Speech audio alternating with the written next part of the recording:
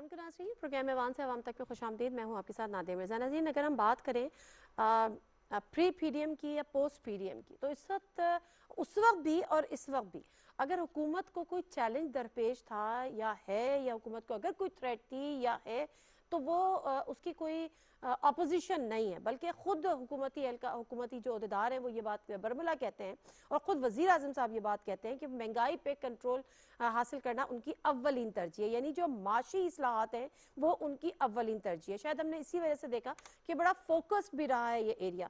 पहले असद उमर साहब आए, उन्होंने भी ज़ाहिर अपनी जो भी उनकी एनर्जी थी उस पर उन्होंने यूटिलाइज़ किया, और उनके एक्सपीरियंस एंड एवरीथिंग। उसके बाद हफीज़ शेख साहब, फिर हमाद अजहर साहब, खैर उनका टेन्योर बहुत कथा, लेकिन अब शौकत तरीन साहब। हमने देखा शौकत तरीन साहब ने हाल ही में 2 प्रेस कॉन्फ्रेंस भी की, और वो इस्लाहात जो वो लेकर आना चाह रहे हैं, IMF से जिन शराइत पे कर्जे उठाए गए हैं उस पर उन्होंने कहा कि हम उनसे नरमी की बात करेंगे, रिलैक्सेशन की, रिलीफ की बात करेंगे, बिजली की कीमतें ना बढ़ाने पे उन्होंने कहा, महंगाई को कंट्रोल करने के लिए किस तरह से क्या हिकमत अमली इख्तियार की जाएगी, इन तमाम चीज़ों पर बात की।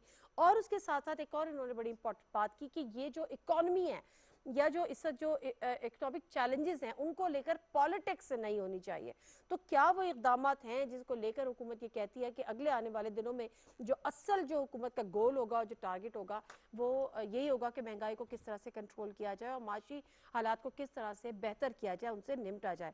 आज का जो प्रोग्राम है इसी पे बेस्ड है। उसके अलावा थोड़ी सी पॉलिटिकल गुफ्तगू करेंगे। जो हमारे साथ पैनलिस्ट हैं उनसे मैं आपका तारुफ करा देती हूँ। हमें ज्वाइन किया है डॉक्टर सलमान शाह साहब ने, जो कि एडवाइजर टू CM पंजाब है, economic affairs and planning and development. Islamic doctor साहब, बहुत शुक्रिया जी आपके टाइम का। नासिर बेग चुगताई साहब सीनियर पॉलिटिकल एनालिस्ट हैं, वीडियो लिंक पे हमारे साथ हैं। अस्सलाम वालेकुम नासिर बेग साहब, बहुत शुक्रिया जी आपके टाइम का भी। ज़मीर हैदर साहब सीनियर जर्नलिस्ट हैं, पॉलिटिकल एनालिस्ट, पब्लिक न्यूज़ पे अपना प्रोग्राम भी करते हैं, स्टूडियोज़ में हमारे साथ मौजूद। अस्सलाम वालेकुम ज़मीर हैदर साहब, बहुत शुक्रिया जी आपके टाइम का भी। डॉक्टर सलमान शाह साहब, आपसे ज़रा इस बात का आगाज़ कर लेती हूँ, क्योंकि ये कितनी मज़बूत चीज़ें हैं जो हमें सुनने में तो यकीनन बेहतर लग रही है, क्योंकि जिस तरह से मैंने अर्ज़ किया कि जो सबसे बड़ा चैलेंज है वो महंगाई को कंट्रोल करना और माशी सिमत की दुरुस्तगी है। आपको लगता है जिन हालिया इकदाम का जिक्र किया गया या जिस पॉलिसी को लेकर जिक्र किया गया कि हम अब ये करने जा रहे हैं, इसके कितने मजबूत नताइज होंगे और कब तक हो सकते हैं? जी नादिया, शुक्रिया, आपने जो इंट्रोडक्शन दी है ऑन द इश्यूज। आपको पता है कि महंगाई जो है पाकिस्तान में ये एक बहुत बड़ी एडजस्टमेंट जो की गई है IMF प्रोग्राम की वजह से, जो हमने काम उठाए थे रिफॉर्म्स के लिए, जिसमें एक एक्सचेंज रेट जो है उसको मार्केट बेस्ड किया था, बिकॉज हमारे पास रिजर्व नहीं थे जिस तरह के रिजर्व होने चाहिए, और IMF ने हमें मार्केट बेस्ड एक्सचेंज रेट की तरफ लेके गए हैं, और अल्हम्दुलिल्लाह उसमें अब स्टेबिलिटी आ चुकी है। ऑल बी एट के अब आपके रुपये की वैल्यू वो नहीं है जो पहले एक जमाने में थी, और उसकी बहुत वजूहत हैं और उसमें जाने की आई थिंक जरूरत नहीं है। इशू ये है कि अब महंगाई जो है इसका एक नेचुरल कॉन्सिक्वेंस है उस डिवैल्यूएशन का, क्योंकि हर चीज जो है वो डॉलर में तो उतनी ही है जैसे पहले थी, लेकिन अब वो रुपीज में उसकी कीमत बहुत बढ़ गई है, क्योंकि रुपीज की कीमत बहुत गिर चुकी है। तो आई थिंक उसकी जो एडजस्टमेंट है वो उसका तरीका ये है कि आप ज्यादा से ज्यादा अपनी सप्लाई को बेहतर करें, कॉस्ट ऑफ प्रोडक्शन को नीचे लेके आए, और आपके फार्मर्स को इंसेंटिव हो कि वो अपनी प्रोड्यूस जो है मार्केट में लाएं, और मार्केट जो है वो बड़ी एफिशिएंट होनी चाहिए, बहुत ज्यादा होनी चाहिए, जगह जगह पे होनी चाहिए, ताकि फार्मर को उसकी वैल्यू मिल सके उसकी प्रोड्यूस की, और फिर वो मार्केट से शहरों तक आसानी से जाए, उसकी कॉस्ट कम हो, उसमें इजारादारी ना हो, और उससे फिर आवाम तक एक मुनासिब कीमत पे ये जो चीजें हैं पर्टिकुलरली फूड आइटम्स हैं ये पहुंचे। तो आई थिंक ये एक बहुत बड़ा चैलेंज है, क्योंकि 70 साल से इन्हीं चीजों पे कोई रिफॉर्म्स तो नहीं हुई, और ज्यादातर आपने देखा है कि ये फूड आइटम्स पे हुकूमती इदारों की प्राइसिंग होती है, हुकूमत ही उनको प्रोक्योर करती है और फिर वो स्टोर भी करती है। तो इसमें हुकूमती भी बड़े आ जाते हैं, डिपार्टमेंट जो इन्वॉल्व होते हैं और ओवरऑल सिस्टम जो है वो एक एफिशिएंट सिस्टम जो फार्म से लेके कस्टमर कंज्यूमर की टेबल तक पहुंचे वो अभी ठीक तक है, नहीं बना पाकिस्तान। ठीक है, ठीक है। और ये वो वो चैलेंज ये है ये जो वैसे आपने पूरा डॉक्टर कर साहब ये वो चैलेंजेस थे जो from the day first government को थे। लेकिन लेकिन बहरहाल अब अगर सीरियसली इसका इदराक हुआ है और सीरियसली इसको एड्रेस भी किया जा रहा है तो मेरा ख्याल है होपफुली जो इसका वो जो कहते हैं ना सम्राट अवाम तक पहुंचेंगे। नासिर बेग साहब। जी हेलो। जी नासिर बेग साहब, आवाज आ रही है सर आपको? जी मुझे आवाज आ रही है। ओके वेल सर, बात यहाँ पर वही हो रही है कि ये जो इक़दामात हैं जिनका शौकत तरीन साहब ने भी अपने उसमें प्रेसेस में जिक्र किया, अभी डॉक्टर अशफाक साहब भी कह रहे हैं, तो ये चीज़ें पहले नहीं हो सकी, ये चीज़ें हम करने जा रहे हैं। इस तमाम चीज़ों को आप किस तरह से देखते हैं? अभी जो टाइम है 2 से 2.5 साल, उसमें अगर फोकस कर लिया गया इन चीज़ों को तो हम मुकम्मल तौर पर एड्रेस कर सकेंगे? ना जी, अभी तक जो बातें हैं ना वो चाहिए पर है, करेंगे पर है, होगा पर है, मतलब सब कुछ अभी तक ख्वाहिशात पर मबनी है। मेरी अपनी राय में डॉक्टर साहब ने बहुत बहुत बातें की, डॉक्टर साहब के सामने हम कैसे बोल सकते हैं, लेकिन मेरा ख्याल ये है कि फोकस्ड पॉलिसी हमारी अब तक नहीं रही है। हम शुरू करें असद उमर साहब से, उनकी अपनी पॉलिसी थी, फिर हफीज शेख साहब को लाया गया, वो एक खास पॉलिसी लेकर आए, IMF बेस्ड पॉलिसी लेकर आए वो, और साथ ही साथ स्टेट बैंक के गवर्नर साहब भी आए, उन्होंने आते ही पॉलिसी रेट कहाँ ले गए, वो आसमान पे ले गए और धरल तख्ता हो गया पूरी इकोनॉमी का। उसके बाद एक और मिनिस्टर आया, फिर एक और, अब शौकत तरीन साहब आए जो तमाम पॉलिसी के खिलाफ कर रहे हैं, वो कंडेम कर रहे हैं उन पॉलिसीज को, IMF से मुआहदे को कंडेम कर रहे हैं। उनका कहना ये है कंडेम, मेरा ख्याल है, हाँ आई एम सॉरी सर, पर मेरा ख्याल है कंडेम नहीं कर रहे, वो कह रहे हैं कि हम ज्यादा नरम शराइत पे उनको लेकर आ सकते हैं या उनसे, वो कह रहे हैं कि इसकी वजह से हमारा बड़ा गर्क हो गया है, अल्लाह हाफिज है हमारा, अगर हम इसको ठीक नहीं कर पाए तो। जुमला यही है ना।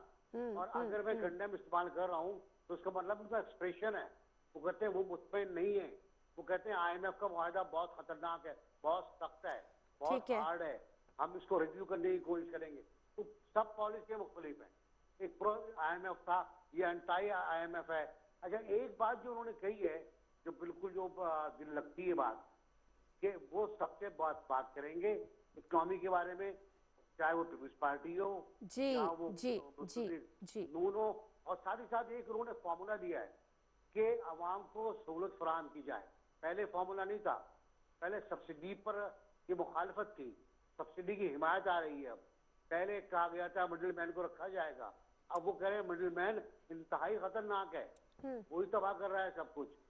मंडी से मार्केट तक मिडिल मैन बीच में बैठा होता है और 5 रुपए की चीज लेता है और 100 रुपए की बेचता है वो। तो मेरा ख्याल है अगर ये 3-4 बातें हैं जो आवाम को सब्सिडी है, रोजगार है और आमदनी है, ये बेहतर हो जाए तो शायद आने वाले हालात बेहतर हो। Okay fine. ज़मीर हैदर साहब, आपका तो ये सब्जेक्ट भी है, मुझे एक बात बताइए, जो IMF की बात हो रही है और उनका कि अगर हमने इसको रीनेगोशिएट नहीं किया या ज़्यादा फ्लेक्सिबिलिटी पे नहीं लेकर आए तो फिर अल्लाह ही हाफिज़ वाली बात। असद उमर साहब जिन पे बड़ा क्रिटिसिज्म भी हुआ शुरू में, वो बड़े रिलेक्टेंट थे IMF के पास जाने में। ऐसा नहीं कि वो जाना नहीं चाह रहे थे, लेकिन जब असद उमर साहब का day before yesterday I interviewed him, तो उन्होंने कहा कि जी मैं मतलब जैसी फाइनेंस मिनिस्टर बना उसके बाद इन टच थे, मीटिंग्स हो रही थी, लेकिन किसी मामलात पे सेटल नहीं हो रही थी चीजें। तो वहां पर वो दुरुस्त है, इसका मतलब है, और ये नेगोशिएशंस होनी चाहिए थी जो उन्होंने टाइम लिया उसके लिए। देखिए, डॉक्टर सलमान से बेहतर कौन जानता है, इन्होंने भी बहुत नेगोशिएशंस की हुई हैं IMF के साथ, और IMF के साथ कोई इस तरह नहीं होता कि आपने बस बैठे टेबल पे और उसके बाद मायदा करके उठ गए। आपका बहुत एक टाइम कंज्यूमिंग चीज़ होती है, आप बहुत चीज़ों पे उनको आप प्रेशराइज कर रहे होते हो, वो आपको प्रेशराइज कर रहे होते हैं, वो आपके स्टैटिस्टिक्स आपको दिखा रहे होते हैं कि जनाब इनकी बेस के ऊपर हम इससे बेहतर पैकेज आपको नहीं दे सकते, लेकिन आप उनको फिर दोबारा कन्विंस करने की कोशिश करते हो कि जी नहीं ये चीजें हम इन प्लेस लेके आ रहे हैं, ये उसके अपना बाद रोड हम मैप। ये करेंगे और इसके बाद आप हमें इस पे थोड़ा सा। अब बात यह है कि असद उमर, मुझे नहीं मालूम कि उस वक्त वो क्या निगोशिएट कर रहे थे जिसकी वजह से डिले हुआ या ना हुआ, लेकिन प्राइम मिनिस्टर ने अपने खुद ये कहा हुआ था कि हमारी सबसे बड़ी गलती थी कि हमने IMF प्रोग्राम में ताखीर से गए। एक बात ये उन्होंने कही। उसके बाद हफीज शेख साहब आ गए, उन्होंने बहुत सारी नेगोशिएशंस की होंगी और बहुत सारी चीज़ें, जिसको आज शौकत तरीन साहब ने वाज़े तौर पर कह दिया है कि ये उन्होंने खुद कहा, उन्होंने कहा मैंने भी नेगोशिएट किया हुआ IMF के साथ, लेकिन इतना टफ कंडीशंस हमने कभी भी एक्सेप्ट नहीं की थी।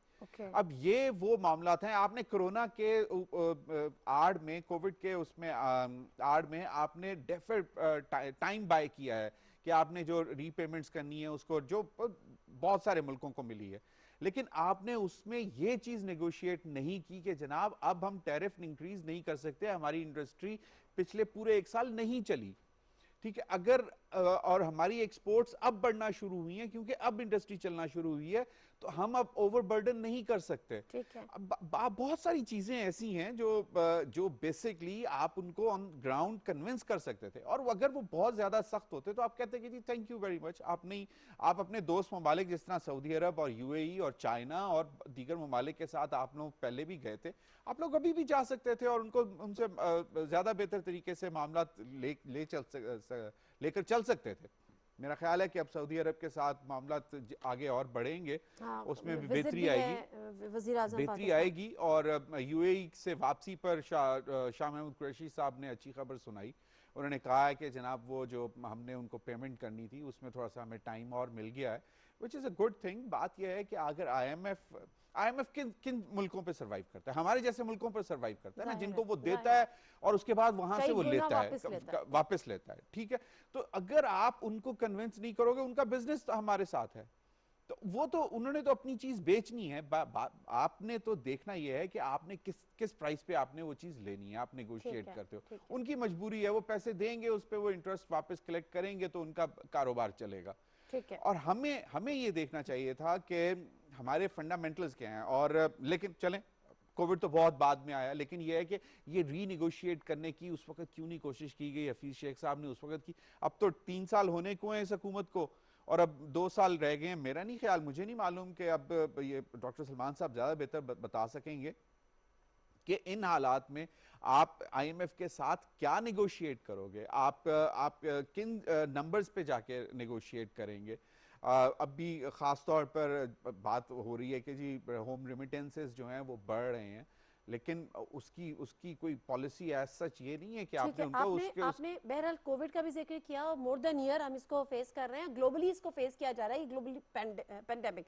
अच्छा डॉक्टर साहब, जो रीनेगोशिएट करने वाली बात है IMF से, क्योंकि अभी हमने जाहिर सी बात है उनसे मजीद कर्जे लेने हैं, लेकिन उसके अलावा जो हमारे पेमेंट्स हैं, जो हमारे ड्यूज हैं, जो हमने उनको वापस करने, उस पर भी उन्होंने कहा कि उसमें भी हमें नरमी दी जाए या हमें मजीद टाइम दिया जाए या मजीद हमें कोई छूट दी जाए।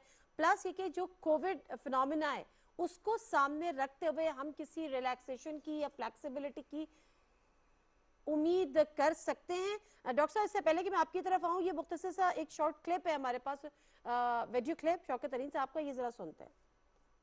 बस इस वक्त IMF प्रोग्राम से निकले नहीं है, तो हमने उनसे ये बात की है और वो ये कि देखें जी 92% जो हमारी रेवेन्यू कर रहे थे और कोविड 3 आया और उसके बाद किस तरह गिर गए हैं। इस वक्त हमारे पास जो है ये जो टैरिफ हमने इंक्रीज करना है या इंक्रीमेंटल टैक्सेस जो आप हमारे पास डिमांड करें, वो हमारे पास इस वक्त गुंजाइश नहीं है। हमारा आम आदमी जो है वो बिल्कुल तंग आ चुका है, ये सारी महंगाई महंगाई महंगाई, और इसका कैस्केडिंग इफेक्ट होता है। तो हमने उनसे बात की है और वो काफ़ी सिंपैथेटिक है, वर्ल्ड बैंक भी और IMF की मैनेजिंग डायरेक्टर भी। तो हमने इनसे बैठ के ये देखना है और ये हमने उनको कहना है कि हम IMF प्रोग्राम से निकलेंगे नहीं, लेकिन हमें आप ज़रा कुछ स्पेस दें और उसको हम तरीक़ेकार, हम IMF प्रोग्राम से निकलेंगे नहीं लेकिन आप हमें वो स्पेस दें। कौन सी स्पेस रिक्वायर्ड है, कौन सी स्पेस हमारे पास ऐसी हम समझते हैं कि वो हमें मिल सकती है, क्या अपॉर्चुनिटीज हो सकती हैं इसमें डॉक्टर साहब? जी नादिया, एक तो बात समझने की ये है कि IMF का प्रोग्राम जो है ये हमेशा एक बड़ा पॉलिटिकल इकोनॉमी का हिस्सा होता है। और आमतौर पे जब एक मुल्क जो है IMF की गोद में पड़ता है तो वो उसका दिवालिया हुआ होता है और उसके खासे खराब हालात होते हैं। अब जिसके जिम्मे ये पड़ती है चीज, वो उस वक्त की हुकूमत होती है, उसको बड़े मुश्किल काम करने पड़ते हैं जिसकी बड़ी पॉलिटिकल कॉस्ट भी होती है और PTI ने वो बड़ी कॉस्ट दी है।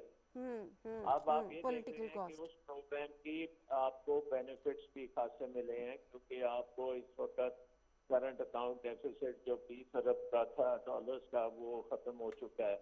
आपके मुल्क में स्टेबिलिटी आ चुकी है। आपके जो कॉर्पोरेट सेक्टर है वो अब तेजी से प्रॉफिटेबिलिटी की तरफ जा रहा है और एक्सपोर्ट्स भी उठ रही हैं। तो जनरली जो मैक्रो इंडिकेटर्स हैं वो खासे बेहतर हैं आगे से।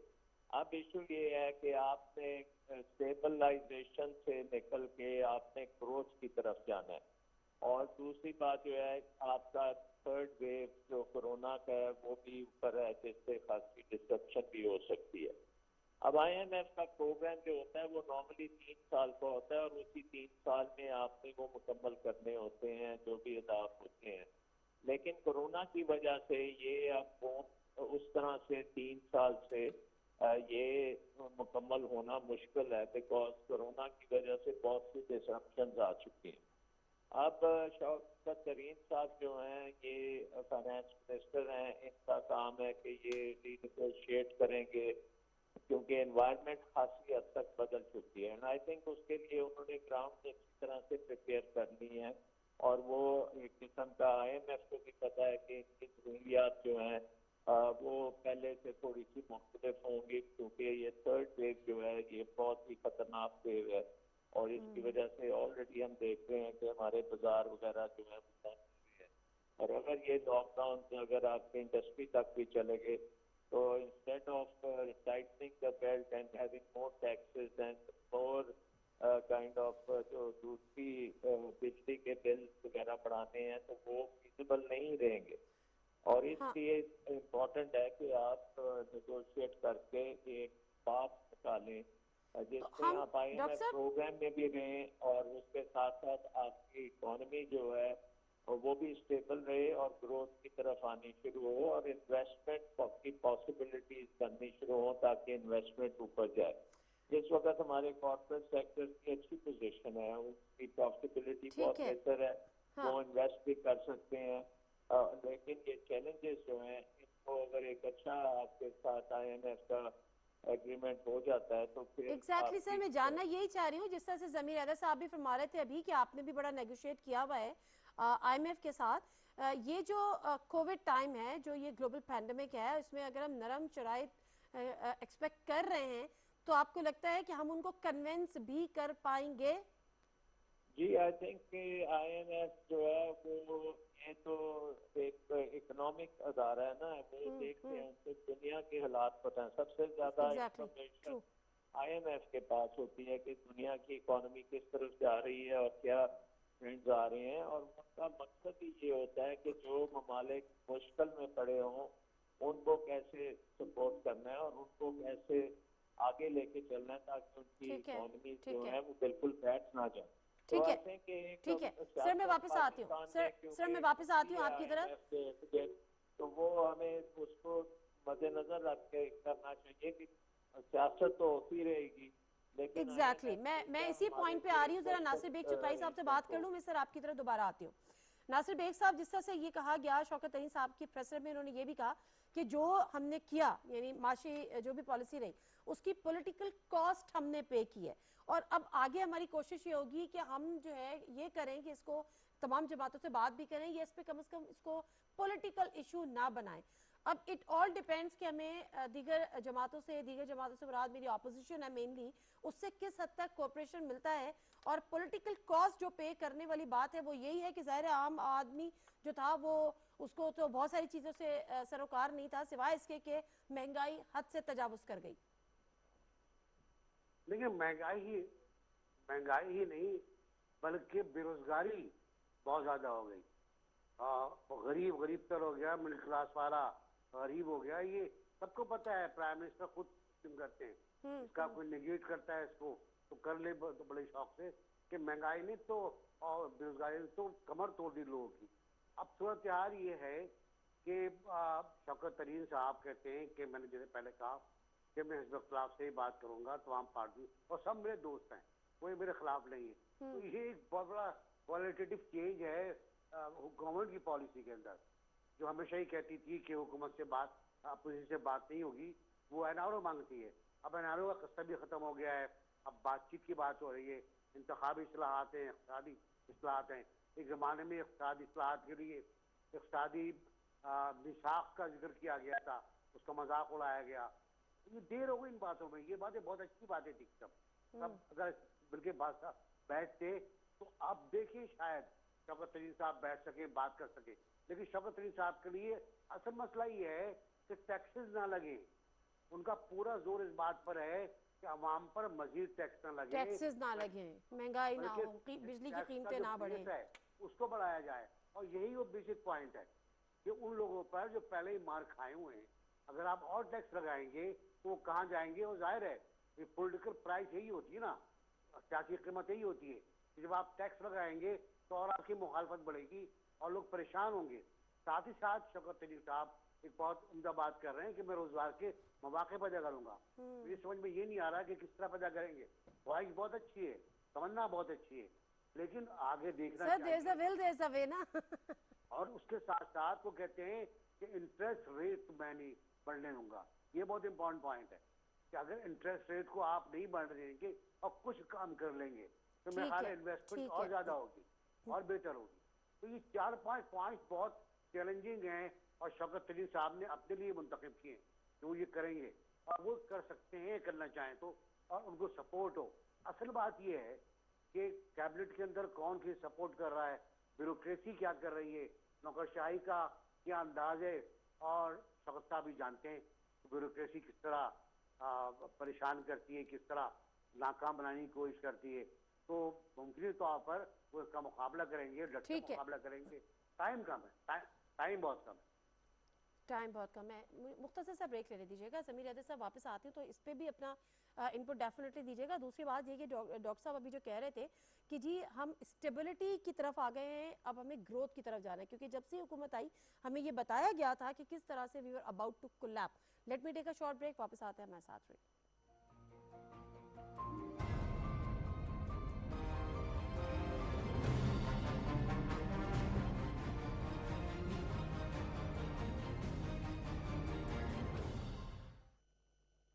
होम डिलीवरी के लिए अभी royalfans.com पर ऑर्डर करें।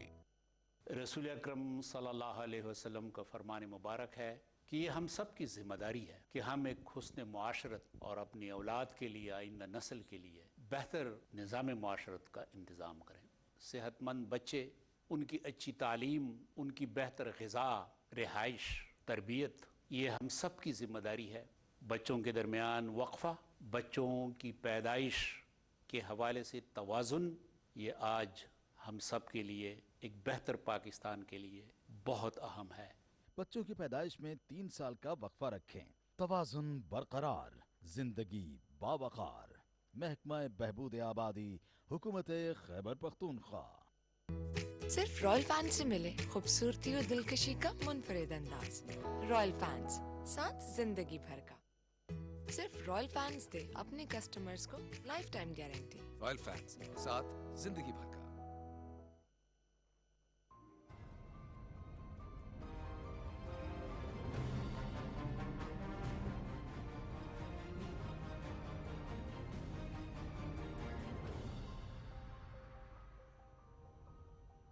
जी नाज़रीन, प्रोग्राम में एक दफ़ा फिर आपको खुशामदीद कहते हैं। जी ज़मीर हैदर साहब, पहले तो मुझे ये बताइएगा, इस पे आप ज़रूर कमेंट कीजिएगा, लेकिन उसके अलावा अभी डॉक्टर साहब कह रहे हैं कि जब ये हुकूमत आई थी तो हमें जो बताया जा रहा था, जाहिर सी बात है जो उस वक्त हालात है कि बहुत ज़्यादा हालात ख़राब हैं, डेफिसिट, करंट डेफिसिट, ये वो, हम स्टेबिलिटी की तरफ आ गए, अब हमें ग्रोथ की तरफ जाना है, डॉक्टर साहब कह रहे हैं। आप इससे एग्री करते हैं?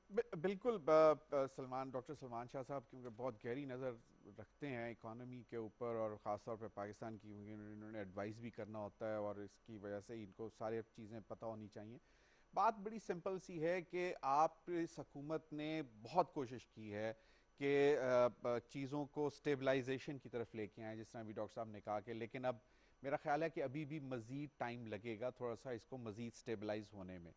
एक तो उसकी सबसे बड़ी वजह यह है कि इस हुकूमत ने बैंक बोरिंग या बोरिंग बहुत ज़्यादा इनका जो इन्होंने कर्जे लिए हैं वो शायद अगर आप देखें, डॉक्टर साहब के पास इस वक्त शायद फिगर भी होगा, वो बहुत ज़्यादा है।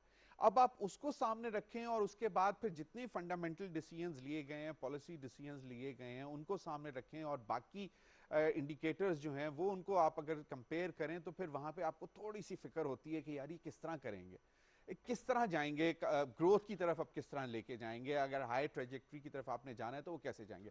एक दो चीज़ें भी जिस तरह नासिर बेग चुगताई साहब ने भी बात की कि इंटरेस्ट रेट के ऊपर, अब बात यह है कि अगर बाय बेसिक इकोनॉमिक डेफिनेशन, और ये डॉक्टर साहब ज़्यादा बेहतर बता सकेंगे कि अगर आपके इन्फ्लेशन से कम हो इंटरेस्ट रेट तो वो आपके लिए प्रॉब्लमेटिक होता है, आपको किसी ना किसी तरह आपको इंटरेस्ट रेट या इन्फ्लेशन जितना या उससे ज्यादा रखना होता है। ये बाय डेफिनेशन है। मुझे नहीं मालूम कि हम इतना अरसा इसको कम रख के किस तरह सर्वाइव किया है, ये डॉक्टर सलमान साहब बता सकेंगे। ये देखा कि इंटरेस्ट रेट में नहीं बढ़ाया इन्होंने 7%, हालांकि दुनिया चीखती रही कि जी 1% पे लेके आए, 2% पे लेके आए। यूके में आपने देख लिया कितना इंटरेस्ट रेट पे आ गया कोरोना के दिनों में, कोविड के दिनों में, अमेरिका में हमने देखा।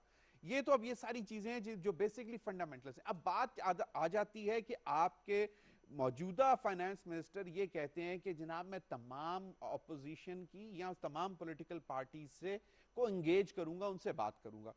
इस चीज की जरूरत कब पड़ती है नादिया? बड़ा सिंपल सी बात है जो मुझे समझने की जरूरत है कि क्यों जरूरत पड़ती है हुकूमत के किसी इकोनॉमिक मैनेजर को अपोजिशन के साथ इकोनॉमिक पॉलिसीज डिस्कस करने की, जबकि हम देख चुके हुए हैं कि शहबाज शरीफ साहब की probably it was his maiden speech as leader of the opposition, जिसमें उन्होंने कहा था कि हम चार्टर ऑफ इकोनॉमी पे बैठकर बात करने के लिए तैयार हैं। अगर आप समझते हैं कि इकोनॉमी की सबसे बड़ा चैलेंज आपके लिए वो है तो हम सारे बैठ जाते हैं और चार्टर ऑफ इकोनॉमी ले आते हैं, उस पर बात कर लेते हैं। उस वक्त तो नहीं की उन्होंने, चलें उस वक्त कोई भी रीजन होती।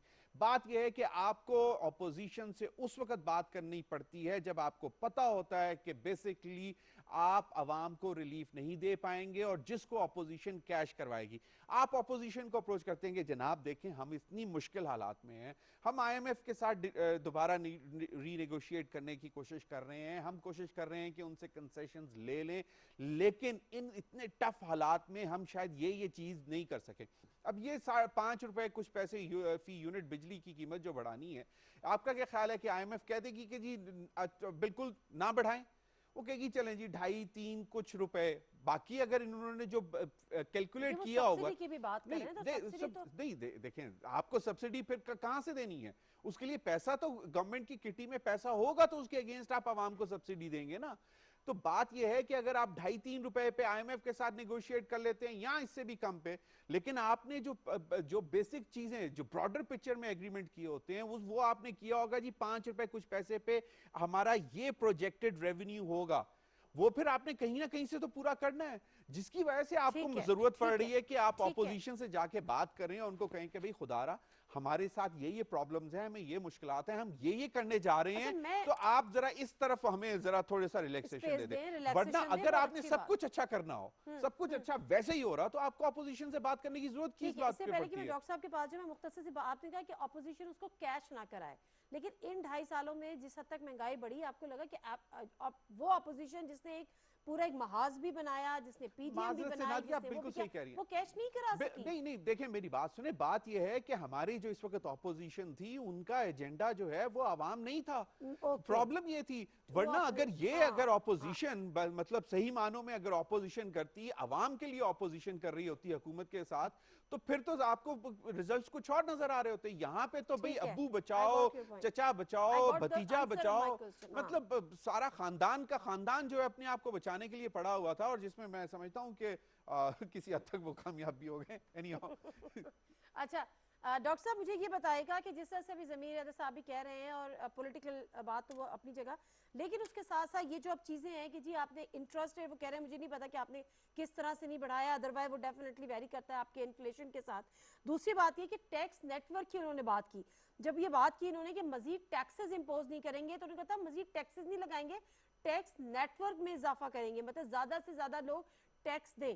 पहले तो मैं आपसे अपनी नॉलेज के लिए भी ये जानना चाह रही हूँ कि ये हम हमेशा सुनते हैं, हर बजट पे सुनते हैं कि टैक्स नेटवर्क में इजाफा नहीं हो सका, लेकिन क्या इन पिछले गवर्नमेंट में यानी 2.5 साल के अरसे में हम ये हुकूमत टैक्स नेटवर्क में इजाफा कर सकी है और कितना कर सकी है?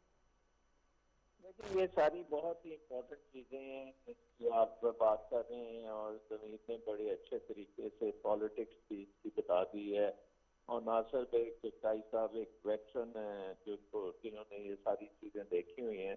तो सियासत और इकोनॉमी जो है ये साथ साथ ही चलती है, और ये समझना कि कोई कैश नहीं कराएगा तो वो आई थिंक एक बहुत बड़ी एजम्पशन है, क्योंकि अपोजिशन का तो काम ही होता है ना कि कैश कराया जाए हुकूमत की मुश्किलात को, और बेशक उससे पूरे मुल्क का नुकसान हो जाए तो वो उनकी कंसिडरेशन में देखिए वो कह रहे हैं उनका वो टारगेट ही नहीं था ना, वो उनका गोल ही नहीं था, वो कैश इसलिए नहीं करा सके कि उनका गोल अवामी इश्यूज नहीं थे, वो उनके पर्सनल वेस्टेड इंटरेस्ट थे, उनके अपने इश्यूज हैं, अपने इश्यूज के ऊपर वो चलते हैं। अब इशू मेरे ख्याल में जो है सिचुएशन काफी हद तक बेहतर हो चुकी है। नंबर 1 आप देखें कि इस वक्त सेंट्रल बैंक की जो पॉलिसीज हैं वो बड़ी अच्छी चल रही हैं, और उसकी वजह से एक स्टेबिलिटी डेफिनेटली है, और आपकी मार्केट्स में भी एक सर्टेनिटी आ चुकी है। आपका फॉर्मूला बेस्ड इंटरेस्ट रेट्स भी बनते जा रहे हैं, क्योंकि आपको ये भी सोचना है कि अगर आप इंटरेस्ट रेट्स को बहुत नीचे गिरा देंगे तो जो सेवर है वो तो नुकसान में रहेगा ना।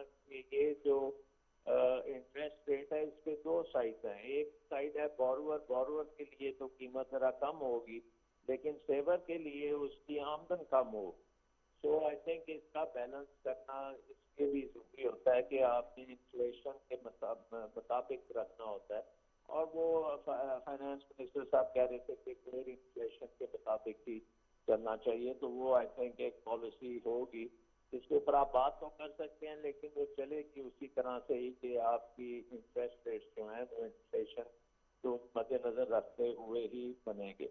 असल चीज ये है कि इस वक्त हमारा जो प्राइवेट सेक्टर है वो अभी अच्छी सिचुएशन में है, हमारा बैंकिंग सिस्टम पुख्ता है, और हम आगे की तरफ बड़ी तेजी के साथ ग्रोथ की तरफ जा सकते हैं अगर हमारी इन्वेस्टमेंट जो है वो तेज हो जाए, और जैसे जो मंसूबे हैं उनमें इन्वेस्टमेंट्स आनी शुरू हो जाए तो पाकिस्तान में मेरा ख्याल है तेजी से ग्रोथ भी आ सकती है। बढ़ा सके अभी तक हम? जी आई थिंक सो। ये बिल्कुल जो रिजल्ट्स आ रहे हैं, जो डेटा आता है उसमें काफी पॉजिटिविटी भी है, और इसकी वजह से आई थिंक ये जो एक इम्प्रेशन है दिया जा रहा है कि 2 साल में ये नहीं पूरा होगा, मेरा ख्याल है 2 साल में बहुत सी चीजें अचीव हो जाएंगी। और इकोनॉमिक ग्रोथ अगर अल्लाह ने किया कि ये कोविड से थोड़े से महफूज रहे तो हमारी इकोनॉमिक ग्रोथ अच्छी होगी। एग्रीकल्चर में इस वक्त प्रोड्यूस अच्छी आ रही है, बीज की अच्छी रिपोर्ट्स आई हैं। तो जनरली स्पीकिंग आई थिंक हर चीज रेडी है कि हम इकोनॉमिक ग्रोथ के ऊपर जाएं और इन्वेस्टमेंट को लेके आएं, और इसको हम आई थिंक कर सकते हैं। ऑल बी पॉलिटिक्स चलती रहेगी, सियासत बहुत विस्तृत होगी, एक दूसरे को गालियां भी दी जाएंगी, लेकिन इकोनॉमी मेरा ख्याल है अब आहिस्ता आहिस्ता तेजी की तरफ जा रही है। ठीक है, ओके। नासिर बेग चिट्टाई साहब, जैसे से आपने खुद भी फरमाया कि जो पॉलिटिक्स पे बात की है उन्होंने कि जी हमने एक तो पॉलिटिकल कॉस्ट इसकी पे की, दूसरा है कि वो पॉलिटिकल पार्टी से मिलेंगे और उनको कन्विंस करेंगे, जो चीज़ें सारी बातें हैं कि जी इस पे पॉलिटिक्स नहीं होनी चाहिए। कुछ सिनेरियो आप बदलता हुआ देख रहे हैं, क्योंकि अगर PMLN की कमांड आने वाले दिनों में चाहे वो फेडरल लेवल पर हो या प्रोविंशियल लेवल पर हो वो शहबाज शरीफ साहब के हाथ में जाती है। अभी मैं रिसेंट उनका एक अखबार में इंटरव्यू शाया हुआ था, उसमें भी वो कुछ मुफाहमत ही की बात कर रहे थे। आज उन्होंने मेरा ख्याल है कोई बैरून मुल्क जाके इलाज कराने की कोई एप्लीकेशन भी डाली है, दरख्वास्त की है कि जी मुझे इजाज़त दी जाए, मैं पहले भी वापस आ गया था, अभी भी वापस आ जाऊँगा। तो मोस्ट प्रॉबेबली वो अपने बड़े भाई से इस बारे में बात भी करेंगे या सलाह मशवरा भी होगा। तो आने वाले दिनों में कहने का और सवाल करने का मकसद, पूछने का मकसद ये है कि आपको इस इशू को लेकर वाकई क्या आप कोई पॉलिटिकल हार्मनी हम देख सकते हैं? Not exactly harmony, but at least उस तरह से एक हार्श सिनेरियो ना हो इस पे कोऑपरेशन हो सकता है? देखिए जमीर भाई ने बहुत जबरदस्त बात की कि अपोजिशन का पीडीएम का जो शब्द थी वही गलत थी शुरू में। पीपल्स पार्टी ने उसको ठीक करने की कोशिश की, लेकिन पीपल्स पार्टी के बहुत इल्जाम आए कि इस्तीफा दो और लॉन्ग मार्च करो और हटा दो हुकूमत को, बुलंद तख्ता कर दो। पॉलिटिक्स ये नहीं होती है। ये जो पार्टियां हैं ये कमिटेड हैं कॉन्स्टिट्यूशन से। अगर 5 साल पहले से आप हटाते हैं किसी को तो वो गैर कानूनी काम होता है, इल्ला ये कि वो खुद हटना चाहे। पीपल्स पार्टी ने कहा कि हम इस्तीफे नहीं देंगे, वहां पर फजलुर रहमान साहब ने कहा इस्तीफों के बगैर हम लॉन्ग मार्च नहीं करेंगे। तो ना लॉन्ग मार्च हुआ और पीडीएम का बिल्कुल मतलब मैं कहता हूँ ना जो आपने कहा था कि पोस्ट पीडीएम और प्री पीडीएम है। अब जो सूरत हाल है वो ये है कि शहबाज शरीफ पीपल्स पार्टी तकरीबन एक ट्रैक के ऊपर है इस वक्त, और शहबाज शरीफ भी आप बयानात देख लें उनके उतने खतरनाक नहीं है जितने दूसरी तरफ से आते हैं। तो शायद वो ये जरूरी समझते हैं कि अब टेलीफोन पर बात किए बगैर अब वो खुद जाकर अपने भाई साहब से बात करें कि ये पॉलिसी सही नहीं है। बहुत वफादार भाई है वो खुल के बात नहीं कर सकते, लेकिन उनके जेस्चर जो हैं बहुत क्लियर हैं। मौलाना फजलुर रहमान जिन्होंने पीडीएम के साथ मतलब ये शर्त रख दी थी इस्तीफा लाजमी है, वो उनसे मिले बगैर चले गए लाहौर इस्लामाबाद से वापस। इस्लामाबाद आए थे, उनको मिलना चाहिए था उनसे, लेकिन वो लाहौर वापस चले गए। इसका मतलब इख्तलाफ है।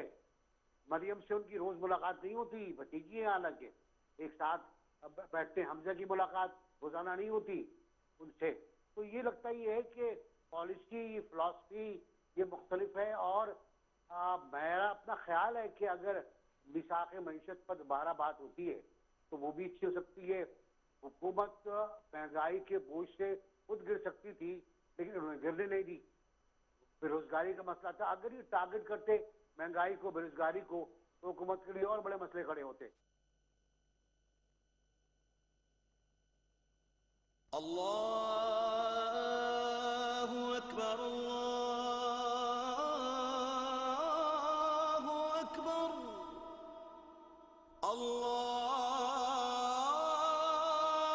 अल्लाहु अकबर, अल्लाहु अकबर। अशहदु अन ला इलाहा इल्लल्लाह,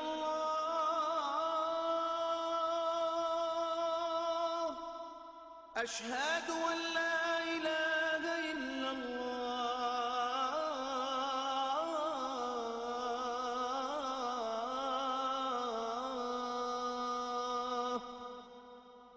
अशहदु अन्ना मुहम्मदर रसूलुल्लाह,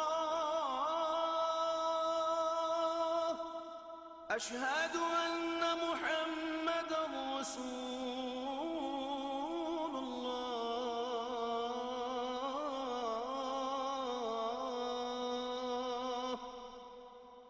हय्य अला सलाह, हय्य अला सलाह,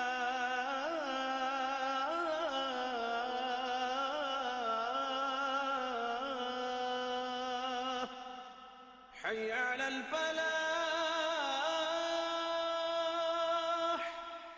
हय्य अलल फलाह।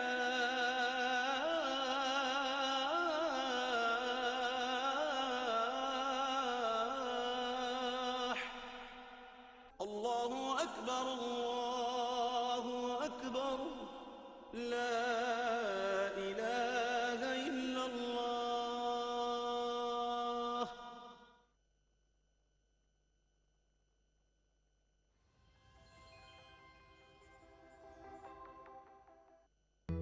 सिर्फ रॉयल फैन से मिले खूबसूरती और दिलकशी का मुनफरिद अंदाज। रॉयल फैंस, साथ जिंदगी भर का। होम डिलीवरी के लिए अभी royalfans.com पर ऑर्डर करें।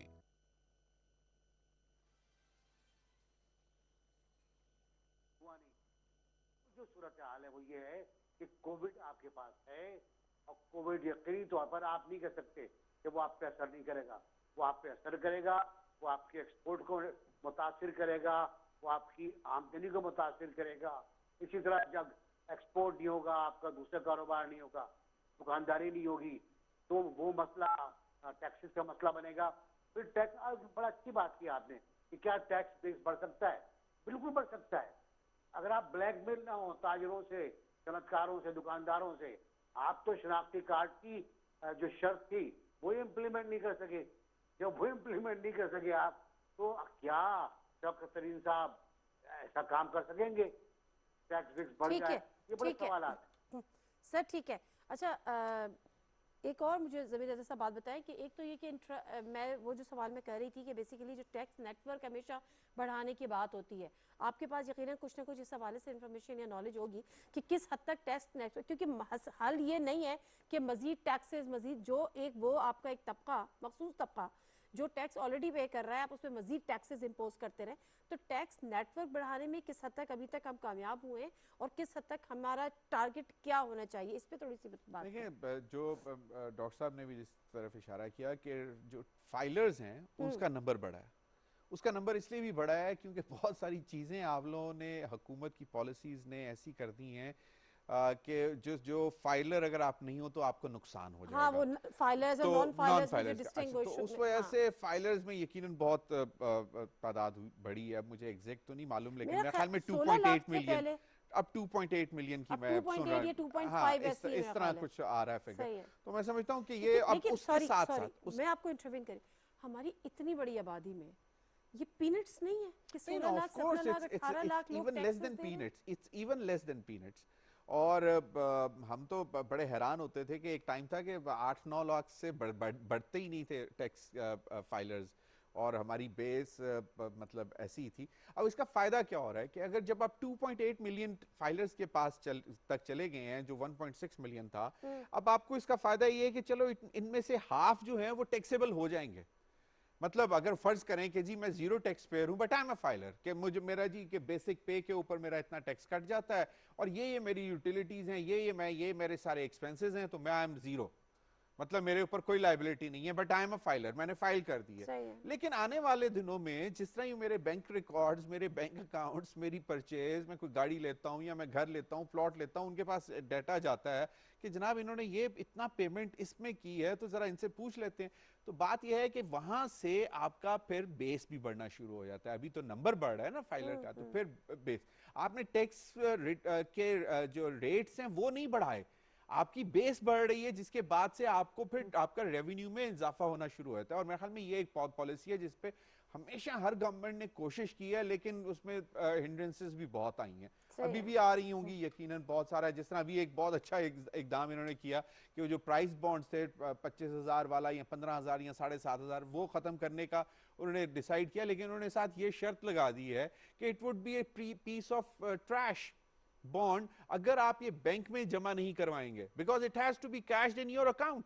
आपके अकाउंट में अगर किसी ने कोई 50 करोड़ रुपए के बॉन्ड्स लेके रखा हुआ है और वो मजे से बैठा हुआ है कि यार बॉन्ड है, और वो जब भी मेरे कैश कराने होंगे मैं मार्केट में जाऊंगा, बॉन्ड दूंगा और वो वापस ले लूंगा, कोई ट्रांजैक्शन नहीं होगी, कोई रिकॉर्ड नहीं होगा। हाँ, तो अब उन्होंने क्या दिया गवर्नमेंट ने, अब ये शौकत तरीन साहब ने अनाउंस किया, उन्होंने कहा कि जनाब ठीक है बॉन्ड्स तो हम खत्म कर रहे हैं, लेकिन जो भी बॉन्ड अपने कैश करवाने जाएगा 1 जुलाई से पहले या पता नहीं जो भी कट ऑफ डेट है, वो अपने बैंक अकाउंट में उसके पैसे जाएंगे। Otherwise it would be nothing but a piece of paper, nothing. तो बात यह है कि ये इस किस्म के इंसेंटिव्स हैं और मैं समझता हूँ ये बहुत अच्छा इंसेंटिव है। इसमें बड़ी लोगों ने इस शक्ल में ब्लैक मनी को भी अपना ऑफ कोर्स फाइट करने के लिए रखे होते हैं ना बॉन्ड्स, जारी बात है। तो वो अब वो सारे फंसेंगे, उनको पता होगा कि यार ये 50 करोड़ रुपए तो आज है, कल नहीं है। कल मतलब अगर मैंने इसको अपने जाके ऑफिशियल ट्रांजैक्शन के थ्रू मैंने इसको कैश ना करवाए तो इट्स नथिंग, मुझे नहीं मिलेगा पैसे, वो तो रद्दी की टोकरी में चले जाएंगे। तो ये कुछ इंसेंटिव्स हैं। तो बाकी जो दूसरा जो बात की थी इंटरेस्ट रेट के हवाले से, मैं वाकई ऑनेस्टली जानना चाहूंगा कि अभी जो 7% इन्होंने रखा है कि 9.1% अगर इन्फ्लेशन रहता है तो 7% पे आप गुजारा कर लेते हो इंटरेस्ट रेट पे। लेकिन अगर ये जिस तरह हमने देखा कि 12% भी क्रॉस किया हुआ इन्फ्लेशन ने, और ये तो ऑफिशियल नंबर है, और अनऑफिशियली कहते हैं कि हमारे वो डॉक्टर इशफाक हुसैन साहब कहते होते थे, डॉक्टर इशफाक हसन साहब, कि जब वो गवर्नमेंट की साइड में नहीं थे, जब हम उनसे इन्फ्लेशन डिस्कस करते तो वो कहते थे नहीं नहीं नहीं, ये जो फेडरल ब्यूरो ऑफ स्टैटिस्टिक्स के नंबर हैं ये कुछ भी नहीं है, पीनट्स, इससे तो नंबर बहुत बड़ा है। तो जब वो गवर्नमेंट में जाके बैठे दूसरी तरफ तो कहते हैं यार वो बास्केट का मुझे अब अंदाजा हुआ है कि नहीं वो नंबर सही है। इंटरेस्ट रेट अभी 7% की, अभी तो 7% है। तो अभी अच्छा, सलमान तो शाह साहब बताइए। ये एक सवाल तो ये हो आपके पास हो गया कि इन्फ्लेशन रेट अगर 12% है या 12% को इंक्रीज कर रहा है तो इंटरेस्ट रेट 7% पे किस तरह से स्टेबल किया हुआ है। प्लस अगर आप इसका जवाब दे दें तो मुख्तसर सी बात आपसे करूंगी बिजनेस कम्युनिटी को रिलीफ देने के हवाले से, क्योंकि बेसिकली इकोनॉमी किसी भी मुल्क की बैकबोन तो फिर वही है। देखिए स्टेट ये जो सेंट्रल बैंक है वो फॉलो करता है अपना डेटा और वो कोर इन्फ्लेशन को भी देखता है, लेकिन वो ज्यादा देखता है फ्यूचर इन्फ्लेशन की तरफ।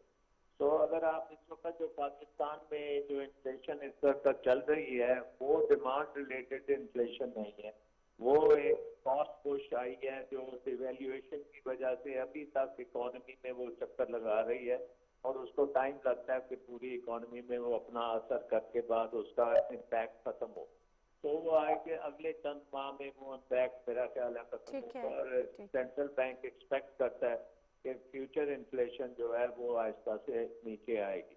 और इसलिए ये इंटरेस्ट रेट क्योंकि अगर सेवर के पॉइंट से भी देखें तो उसको फ्यूचर इन्फ्लेशन का उसके ऊपर ज्यादा इम्पैक्ट है कि वो अगर अपना रुपया बैंक में रखता है तो वो एक साल के बाद अगर इन्फ्लेशन 12% है और उसको सिर्फ 7% मिलेगा तो वो उसका लॉस जो है वो 5-6% का लॉस करना पड़ेगा। सो इसलिए जरूरी ये है कि जो फ्यूचर इन्फ्लेशन है उसके ऊपर आप बेस करते हैं। बहरहाल सर मुख्तसर सा बताएगा, सर डॉक्टर साहब मेरे पास थोड़ा सा वक्त कम है, मुख्तसर सा ये बताएगा कि बिजनेस कम्युनिटी को जो मराद देने वाली बात होती है, क्योंकि हाल ही में हमने सलीम मानवे वाली साहब भी ऑल्दो कि ज़ाहिर उनकी एक पॉलिटिकल स्टैंडिंग है लेकिन उसके बावजूद उन्होंने कहा था ये उनको नैप से बड़ा रिलेट करते हैं ना कि बिजनेस कम्युनिटी को नैप अगर तंग कर रहा है या नैप के से वो आर्म ट्विस्टिंग या जो भी आप कह लें तो उसमें जो है वो बड़ा इससे एक डेंट पड़ता है। क्या बिजनेस कम्युनिटी को रिलीफ देने के लिए भी कोई रोड मैप तैयार किया गया है? देखिए एक तो प्राइम मिनिस्टर ने ये जो कंस्ट्रक्शन प्रोग्राम किया था पिछली दफा जब कोरोना की वेव आई तो इस वक्त बहुत सी उनको मराहत दी गई ताकि वो इन्वेस्ट कर सकें और उनसे ये भी नहीं पूछा जाएगा कि वो क्या सोर्स ऑफ फाइनेंसिंग थी, तो वो बड़ा सक्सेसफुल रहा है और उसकी वजह से कंस्ट्रक्शन इंडस्ट्री बड़ी तेजी से चल पड़ी है और अब उसमें ऑलमोस्ट मॉर्गेज फाइनेंसिंग भी होनी शुरू हो गई है, बैंकों का बीच में रोल शुरू हो गया है, आपकी सीमेंट की सेल्स जो है वो ऑल टाइम हाई पे चली गई हैं, आपके बाकी जो इनपुट्स हैं उनकी भी काफी इम्प्रूवमेंट्स हुई हैं। तो आई थिंक कि ये मॉडल जो है ये बाकी इंडस्ट्री के ऊपर भी जा सकता है क्योंकि कोरोना में अगर आप ये पूछना शुरू करेंगे कि ये आपकी इन्वेस्टमेंट कहाँ से आई है और वो इन्वेस्टमेंट नहीं कोई करेगा, तो अगर आप ये कोरोना के पॉइंट ऑफ व्यू से ये कहें कि अगर आप ग्रीन फील्ड प्रोजेक्ट्स लगाते हैं और उसमें 10,000 बंदा एम्प्लॉय करते हैं तो आपसे नहीं पूछेंगे कि ये कहाँ से पैसा आया, बट आप इन्वेस्ट करें, प्रोडक्शन करें, आउटपुट लें और जो वो आउटपुट होगी उसको आप रेगुलर टैक्स बेस में उसको इंक्लूड करें। तो आई थिंक ये मॉडल आगे चल पड़ेगा। अगर आप पीछे का सारा हिसाब किताब भी करते रहेंगे तो फिर ये फ्यूचर चलना जरा मुश्किल होगा। ठीक है, अच्छा अब बड़ी चीज़ों को हमने डिस्कस कर लिया है। नासिब एक चुगताई साहब मैं चाहूँगी कि ज़रा इस पर लास्ट कमेंट करके इसको सम अप कर दीजिएगा कि जो इस वक्त हालिया इक़दाम लेने का जिक्र किया है और बिजनेस कम्युनिटी के हवाले से जो बात हुई है उनको मजीद कुछ रिलीफ आपको लगता है देने की ज़रूरत है, क्योंकि subsidy in terms of subsidy और ये सब चीज़ें तो हम ऑफर कर रहे हैं, जिस तरह से सब कुछ ऑफर कर रहे हैं, वो हमें टैक्स ऑफर नहीं कर रहा है, वो हमें टैक्स नहीं दे रहा है। अब देखिए मैंने पहले कहा वो तो शनाख्ती कार्ड जमा कराने के लिए तैयार नहीं है, तो उनको खुद भी थोड़ा रिलीफ देना पड़ेगा गवर्नमेंट को। उनको चाहिए कि अपने तौर पर तौर पर हुकूमत को टैक्स दें, वरना फिर हुकूमत को कुछ करना पड़ेगा। बिल्कुल सही है, टैक्स नेटवर्क बढ़ाने की जरूरत अभी ज़मीर अहद साहब ने भी बड़ा किया है कि कॉटन यार्न से ड्यूटी खत्म की है, ये उनके लिए बहुत सर एक सवाल मेरे जहन में बारहा होता है, मेरे पास टाइम हमेशा कम रह जाता है, ये क्या है मसला कि हम इधर उधर टैक्सेस की बात करते हैं लेकिन जहां बात होती है कि ज़रूरी आमदनी पे टैक्स भी लगा दिया जाए वहां पे सब उछल पड़ते हैं। हम शर्मा जाते हैं बहुत। है ना? हम लोग बहुत शर्मा जाते हैं और हमारी कोई दुख ये this is Karachi wise I would say. चले फिर किसी और प्रोग्राम में इसमें भी ज़्यादा तफसील से बात करेंगे। बहुत शुक्रिया ज़मीर हैदर साहब, एनबीसी साहब आपका भी, और उसके साथ साथ डॉक्टर साहब आपका भी। मसला ये है कि जो सब इस बात पे मुतफिक है कि इस वक्त अगर कोई चैलेंज है तो वो पाकिस्तान की इकोनॉमी, पाकिस्तान के इकोनॉमिक हालात और उसके साथ साथ महंगाई, और अगर ये महंगाई और इन दो चीज़ों पे काबू पा लिया तो मेरा ख्याल है कि बेहतरीन हुकूमत के तौर पर पीटीआई की हुकूमत अपनी एक तारीख तो रकम ज़रूर कर जाएगी। नादिम मिर्ज़ा को इजाज़त दीजिए, अल्लाह हाफ़िज़।